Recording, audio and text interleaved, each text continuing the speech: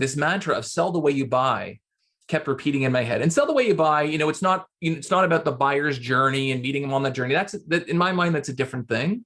But when I say sell the way you buy, I was thinking about really two things. Number one, there's this empathetic component, right? Which is as salespeople, we go out and we execute these tactics. And again, they're not categorically ineffective. They're not unethical. But we just do these things that wouldn't work on us, right? Like I've had reps over the years, they come to me and they say, hey, David, I have this customer. They ghosted on me. I'm trying to reinvigorate the sales cycle. I'm going to send them this note or this follow-up. David, can you read this and let me know what you think? And I would read this thing and I would look back at the rep and I would say, I don't know, if you were the customer, would you respond to this, right? And then the smile comes on their face. And this idea that we almost get to behave differently when we're in sales than we do in normal everyday life. So there's definitely an empathetic component to sell the way you buy, right? Just don't use tactics that wouldn't work on you. But the other piece to this is that we need to be really curious. And this is kind of, as we talk about the transition from science and engineering to sales, we need to be really curious about the pathways and mechanisms by which human beings make purchasing decisions. Because this is really what we need to master if we want to be able to convert customers with passion and conviction in the most ethical and above board and the best possible way. But we don't spend a lot of time thinking about the mechanics of how we make buying decisions. So the question is, if selling the way you buy is really important, well, then how do we buy? And so what I want to do today, I want to do kind of just a couple like little sales science experiments here with you. So just to kind of, drive this point home of like, how is it that we actually buy? So here's my sales science experiment for all of you. I'm going to tell you a bit of a story and then you tell me what you think. Put your feedback in the comments. Now, I know for many of us, I'm here in Toronto, Canada. I saw there were some folks on the YouTube chat from Toronto. So shout out to everyone from Toronto. But, we've all been locked down here for quite some time and the restrictions are just about to start to be lifted. But if you're like me, you are dying to get on a plane and finally go on vacation, once again. So imagine this, right? You are going on your first vacation since the pandemic and you decide that you want to go to Paris, France. Like this is your big thing. You're super excited.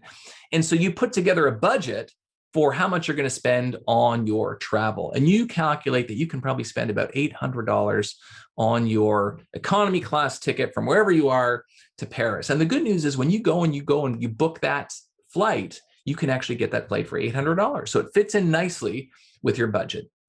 But then actually, and by the way, when you were booking your economy class trip to Paris, you noticed that there was also a first class ticket available. Now, disclaimer, this photo may not be representative of the first class service on your airline, but just hear me out here.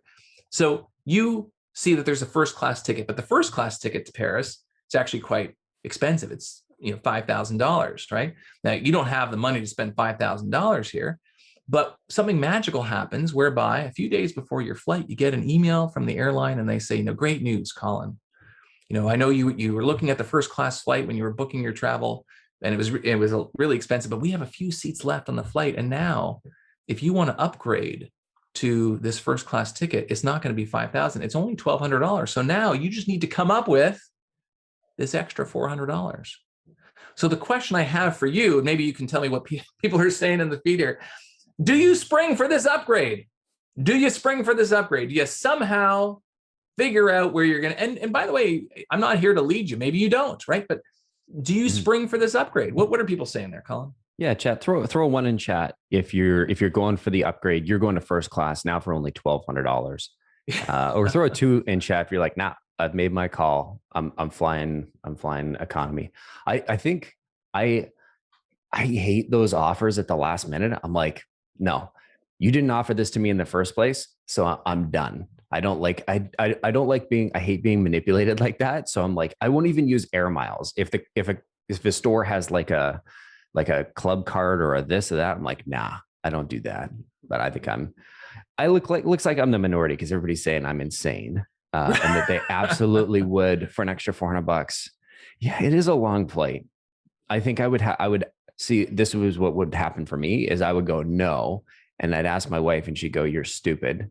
And then we would do the upgrade. Well, you would say no to just to get the revenge at the airline. I'm not letting them get the satisfaction. Then you're like, okay, my wife's making a lot of sense here. But yeah. No, you know what? If you're one of these people that are saying, hey, you know what? I would do it. And Colin, let's not discount. What did you just say? You said, Well, it is a long flight. Like what's actually happening here? For those of you who are saying, I'm going to spend this extra $400 that you didn't have, by the way, you didn't have this $400. If I were to ask you, well, great, where are you getting this $400 from? You would tell me like a little story. So I want you to think, where do you get this $400 from? Some people say, well, look, I'll max out my credit card. Some people say like, I'll sell a little bit more at the end of the month. I'll push through like an L3 discount just to get, a little bit more commission in. Some people might say, well, look, when I get to Paris, I'm not going to go to all the fancy restaurants I was planning on. I'm just going to, eat fast food. Or better yet, when I come back for the next 6 months, no new clothes for me. You're telling yourself a little story, right? To justify why you're making the spend that you ultimately want. And by the way, for those of you who are saying, you know what? A budget's a budget. Like I'm sticking to it. You are also telling yourself a story about how fiscally responsible you are. And the take-home message of all of this, right? We're spending money we don't have. We're telling ourselves these little stories. It's this idea that oftentimes in sales, or we think that customers go out and they buy solutions to problems that they have.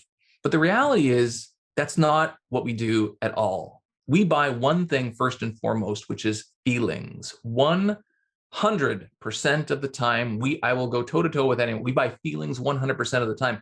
And I'll go kind of full reverse here. I will say that one of the reasons why we know that we buy feelings 100% of the time is because of science. And, I'm going to share this quote here from James Clear in Atomic Habits. Now, in this quote, James doesn't talk about the science behind this, but he says, hey, neurologists have discovered that when our emotions and feelings are impaired, we can't make decisions, right? We have no signal of what to pursue. And in fact, the deeper science is that they look at individuals who have suffered traumatic brain injuries and are no longer able to express feelings. What happens is they are not able to make, any decisions.